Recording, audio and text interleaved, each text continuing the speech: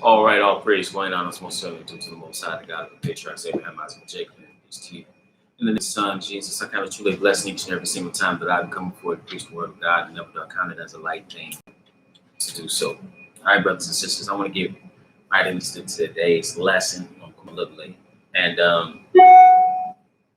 this lesson is going to be a short series on marriage. And the first part is just the basics. And it's about who you don't want to marry. Okay. Um, so now, who you don't want to marry. You know, people oftentimes make the mistake of choosing the wrong person when they marry, and that's one of the most important decisions that you can make as an individual is who you will marry. And so I'm going to touch very briefly. Again, I'm going to do this in a few pieces. It's the first part. Who you do not want to marry. We want to go to Genesis, the 6th chapter. I'm going to pick it up in Genesis. Genesis 6 and verse 1. And let's see who you don't want to marry. Okay, and I'm talking to believers in this. So just keep that in mind. This is Genesis 6 and verse 1. It says, and it came to pass when men began to multiply on the face of the earth, and daughters were born unto them, that the sons of God saw the daughters of men that they were fair. They took them wives of all which they chose. Okay, so first of all, the son would come here and say this is talking about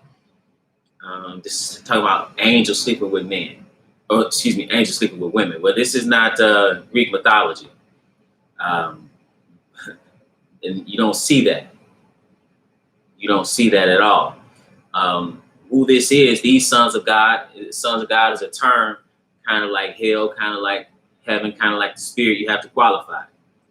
So you have the Son of God. Then you have the angels referred to as sons of God, but you also have those who are following God on a righteous path are referred to as the sons of God.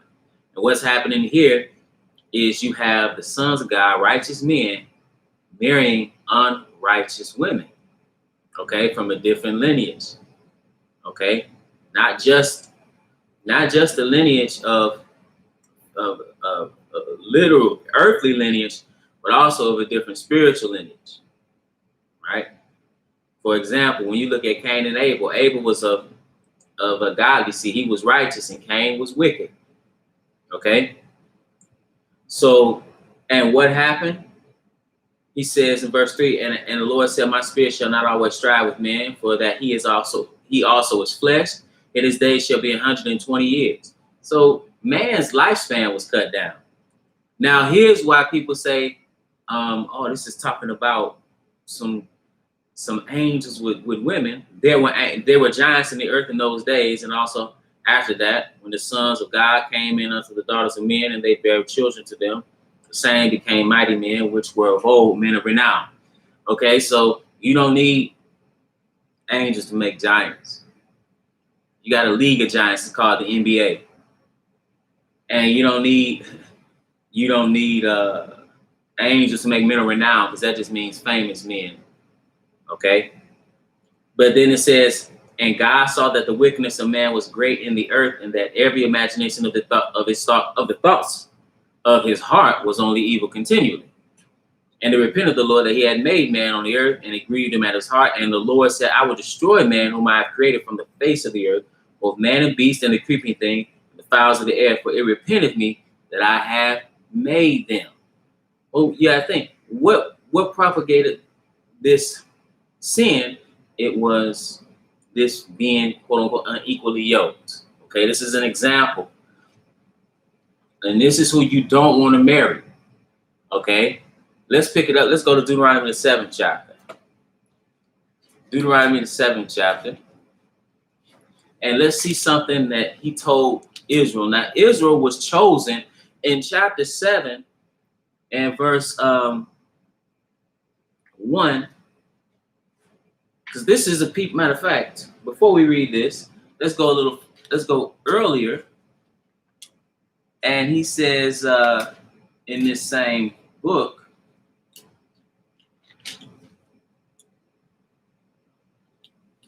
let's pick it up in chapter 4, just to see that the Israel obviously was a chosen people. He says in Deuteronomy 4:5, behold, I have taught you statutes and judgments, even as the Lord my God commanded me. This is Moses talking. That you should do so in the land whether you go to possess it. Keep therefore and do them, for this is your wisdom and your understanding in the sight of the nations, which shall hear all these statutes and say, surely this great nation is a wise and understanding people. But what nation is there so great who hath God so nigh unto them, as the Lord our God is in all things that we call upon him for? And what nation is there so great that hath statutes and judgments so righteous as all this law, which I said before you this day? Okay? So there was no nation that the Lord manifested himself unto directly. Okay? And that's what happened. He manifested himself unto this people directly. Okay? And that's why it tells on you have I known of all the nations of the earth, therefore I will punish you for all your iniquity. That's why Paul says, what advantage of that you are more prophet of the circumcision, much chiefly in every way, for unto them were committed the oracles of God. He manifested himself directly unto one people, and he gave them a law. He gave them statutes. He gave them commandments, ordinances, judgments, and that sanctified the people, set apart from the rest of the nations to be righteous. And in this sanctification, this national sanctification, in the being righteous, as he says, sanctified them through that truth, that word is truth, right? We know the law is the truth, his commandment is the truth. We know that from the Psalms. So it says in something in Deuteronomy 7 concerning who you should marry. It says in verse 1, when the Lord thy God shall bring thee into the land whither thou goest to possess it, and hath cast out many nations before thee, the Hittites and the Girgashites and the Amorites and the Canaanites and the Perizzites and the Hivites and the Jebusites, 7 nations greater and mightier than thou. He says, and when the Lord thy God shall deliver them before thee, thou shalt smite them and utterly destroy them. Thou shalt make no covenant with them, no show mercy unto them. So you don't become one with these people. He goes on to say, neither shalt thou make marriages with them. Thy daughter thou shalt not give unto his son, nor his daughter shalt thou take unto thy son. So he said, basically, you're not supposed to deal with these people. Okay? Now, why is that? Well, let's keep reading. He says in verse 4, for they will turn thy son from following me, that they may serve other gods. So will the anger of the Lord be kindled against you and destroy thee suddenly. See, this wasn't just, okay, so they some other people, you can't deal with them. No, it's not saying that. Rather, it's telling you that you can't be with these people because these people are idolaters. These people worship falsely and you sanctified. Therefore, do not marry these people. People make it a strictly a race or ethnic thing, and that's not what's really happening here. What's happening here is these people worship falsely. And therefore, it's just like anything else. You know, like when you're a child, there's certain people your parents don't want you around. Why? Because they may not be engaged in behavior that is coming or suitable in your eyes. So therefore, you don't want them around your kid. So you tell your kid, hey, you can't go over to this person's house. I don't want you hanging around with him. He may be engaged in some criminal activity, you know, or, you know, so that's you're trying to prevent that because they know and understand you do the same thing that the people you hang around do. That's just common sense. So if they are dealing in idolatry, you marry them, they're pulling you in the opposite direction from the direction in which you should be going spiritually. So that's why it's an issue. He says again, for they will turn thy son from following me that they may serve other gods. So will the anger of the Lord be kindled against you and destroy thee suddenly. And that Lord won't be happy or pleased with thee. Let's see an example of this. Let's go to 1 Kings, the 11th chapter. And let's see now, Solomon was the wisest king to ever live. But let's see what happened to Solomon. This is, and peace to everybody that's listening. Nemo Brother Joshua in Israel. Peace to you. Peace to you. 1 Kings 11:1, it says, but King Solomon loved many strange women, together with the daughter of Pharaoh, women of the Moabites, Ammonites, Edomites, Zidonians, and Hittites. So when it says strange women, it's talking about foreign women, women who were not Israelites. Okay, it goes on to say, of the nations concerning which the Lord said unto the children of Israel, ye shall not go into them, neither shall they come in unto you, for surely they will turn away your heart after their gods. So Solomon clave unto these in love. Okay, so he dealt with these women who were worshiping falsely.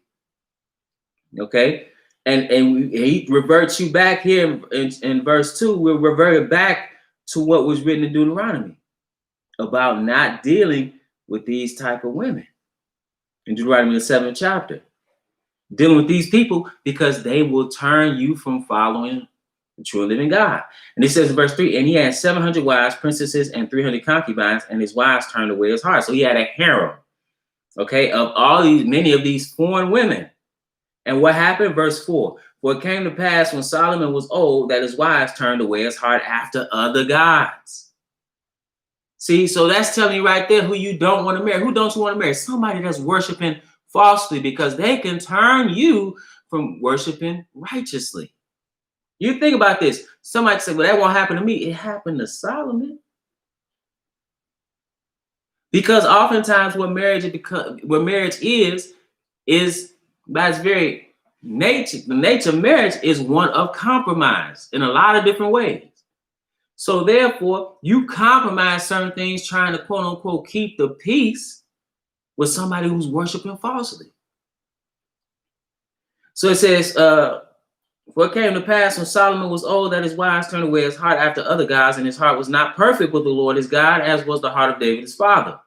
For Solomon went after Ashtoreth, the goddess of the Zidonians, and after Milcom, the abomination of the Ammonites. And Solomon did evil in the sight of the Lord, and went not fully after the Lord, as did David his father. Then did Solomon build an high place for Chemosh, the abomination of Moab, and the hill that is before Jerusalem, and for Molech, the abomination of the children of Ammon. And likewise did he for all his strange wives, which burnt incense and sacrificed unto their gods. And what happened? And the Lord was angry with Solomon, because his heart was turned from the Lord God of Israel, which had appeared unto him twice, and had commanded him concerning this thing, that he should not go after other gods, but he kept not that which the Lord commanded. And that's another thing. The Lord knew what he was going to do. That's something about the Lord, man. He knew what he was going to do before he appeared unto him. That's to put something on your mind about being on the straight and narrow.